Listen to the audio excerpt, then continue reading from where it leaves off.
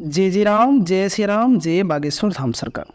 दोस्तों, जैसा कि आप सभी जानते हैं कि पितृपक्ष प्रारंभ हो चुका है, तो 15 दिनों का ये जो समय काल होने वाला है वो आपके जीवन को बदल सकता है और ये दिन आपके जीवन में परिवर्तन लाने वाला है। लेकिन इस काल में यदि हम कुछ गलतियां कर देते हैं तो हमारे ऊपर पहले से ही पितृदोष चल रहा है तो वह और भी बढ़ जाता है।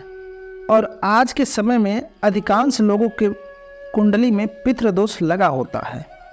जैसे कि बच्चों का विवाह नहीं हो रहा है तो उसके पीछे पितृदोष है और पितृदोष के कारण ही संतान चरित्रहीन हो जाती है।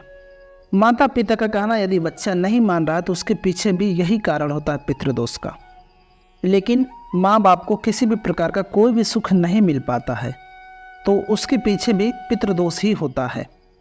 पितृदोष है तो आप नौकरी नहीं कर पाते हैं, व्यापार में आपका अच्छी तरीके से बढ़ोतरी नहीं हो पाता है, किसी भी कार्य में बरकत नहीं होती है, घर में हमेशा एक उदासी का वातावरण बना रहता है।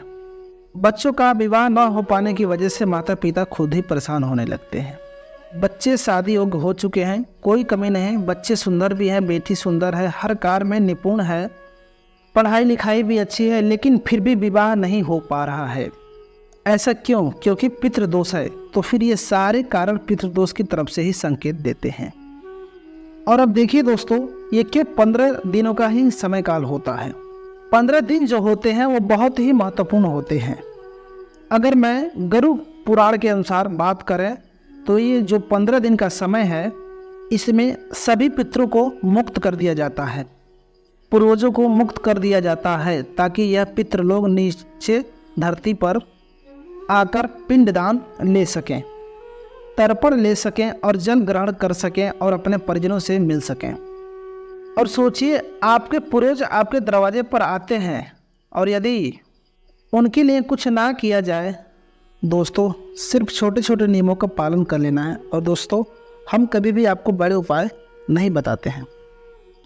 तो दोस्तों, जान लेते हैं कि इस साल 2023 में श्राद्ध पक्ष पितृपक्ष प्रारंभ कब होने वाला है। हम आपको बता दें 29 सितंबर से इस बार पितृपक्ष प्रारंभ होने वाला है और कब तक रहने वाला है? 14 अक्टूबर तक रहेगा 2023। देखिए, यदि हिंदी के महीने से लिया जाए तो भाद्रपद मास की यानी कि भादो महीने की पूर्णिमा से पितृपक्ष प्रारंभ हो जाता है और हर महीने की जो अमावस्या आती है जिसको सर्व पितृ अमावस्या कहा जाता है, उसी दिन पितृपक्ष की समाप्ति हो जाएगी। बस आपको कुछ सावधानियां खास रूप से ध्यान रखना है और उसकी वजह से होगा क्या, आपके सर्वगुण संपन्न सुंदर बच्चों की शादी विवाह में जो नहीं बन रहे थे वो बनने शुरू हो जाएंगे। बच्चे बहुत मेहनत कर रहे हैं, आप बहुत मेहनत कर रहे हैं, लेकिन आपका व्यापार नहीं चल रहा है, आपको धन की वृद्धि नहीं हो रही है। कुछ संतान विहीन लोग हैं, उन्हें भी संतान की प्राप्ति हो जाएगी। ये सभी समस्याएं आपकी दूर हो जाएंगी। बस आपको पितृपक्ष में कुछ चीज़ों का ध्यान रखना है, कुछ छोटे छोटे से उपाय करने के लेकर, लेकिन फिर भी आपको बताना चाहेंगे। देखिए, यदि हमारे देवता नाराज हो जाएं एक बार तो वो तुरंत ही मान जाते हैं, लेकिन अगर आपके पितृ आपसे रुष्ट हो जाते हैं, नाराज हो जाते हैं, तो उन्हें मनाना बहुत ही भारी पड़ जाता है। देवता आपसे एक बार रुष्ट हो भी गए तो तुरंत ही मान जाएंगे, लेकिन अगर आपके पितृ आपसे रुष्ट हो जाएं तो आप एक बड़ी संकट में पड़ सकते हैं। आप एड़ी चोटी का जोर लगा देंगे तब भी पितृ आपसे नहीं मानते हैं। इसलिए आप कोशिश करिए कि आपके घर पितृ आए तो बिल्कुल नाराज होकर के ना जाएं, किसी भी प्रकार की बदुआ देकर ना जाए। इसलिए छोटा ही सही कोई भी उपाय जरूर कीजिएगा पितृपक्ष के समय, और आप खुद देखेंगे ये 15 दिनों का समय कैसे आपके लिए वरदान साबित होता है। और जो नियम, जो सावधानियां हम आपको बता रहे हैं वो आपको पूरे परिवार को बताना है, चाहे आपके घर का छोटे से छोटा कोई सदस्य क्यों ना हो।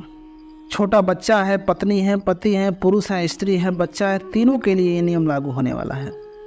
तो क्या क्या नियम है, ध्यान से सुनिएगा। देखिए, पहले दिन से ही पितृपक्ष जब से प्रारंभ होने जा रहा है, जब भी आप रोटी बना रहे हैं तो उसकी पहली रोटी और आखिरी रोटी एक देवता को जाएगी और एक पितरों के लिए जाएगी।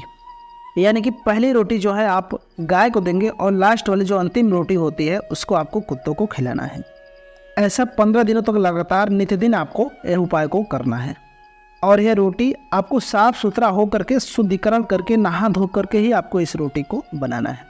और एक समय चाहे तो आप कुत्ते को दे सकते हैं, और एक समय जो है शाम के समय एक रोटी को 2 टुकड़े करके एक कौवे को छत पे दे दें और एक कुत्ते को दे दें, ताकि कौवा उन रोटियों को खा सके। दूसरा जो नियम है वो खास कर हर किसी को पता होता है, लेकिन फिर भी हम आपको बताना चाहेंगे। 15 दिन तक आप एकदम साफ सुथरा रसोई में खाना बनाएं। लहसुन प्याज का प्रयोग बिल्कुल भी मत कीजिएगा। जो भी खाना आप बनाते हैं, दाल रोटी सब्जी चावल जो भी है, उसमें सभी में से थोड़ा थोड़ा एक कटोरी में निकाल दीजिए और अपने रसोई अपने किचन में रात के समय एक किनारे पे इस भोजन को आप रख दीजिएगा, और वहीं पर 1 लोटा पानी भी आप रख दीजिएगा। 1 गिलास में भी पानी रख सकते हैं। खाना ये आपको प्रतिदिन यानी कि पूरे 15 दिनों तक रोज रात के समय इसी प्रकार से आपको करना है, नित्य दिन। अगर रोटी बनी तो रोटी का 1 टुकड़ा आप वहीं पर छोड़ दीजिए सब्जी के साथ में, और 1 लोटा जल या फिर 1 गिलास जल आपको वहाँ पे रख देना है।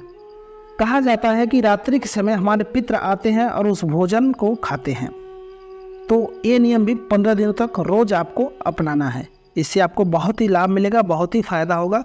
आपके पितरों का आपको आशीर्वाद प्राप्त होगा, आपके घर में धन धान की कभी कमी नहीं होगी, आपका जीवन सुख में होगा। अब दोस्तों, हम आपको तीसरा और अंतिम नियम बताने जा रहे हैं। जब भी आप सुबह के समय में सो करके उठेंगे तो मुख्य दरवाजे पर थोड़ा सा जल अवश्य छिड़क दें।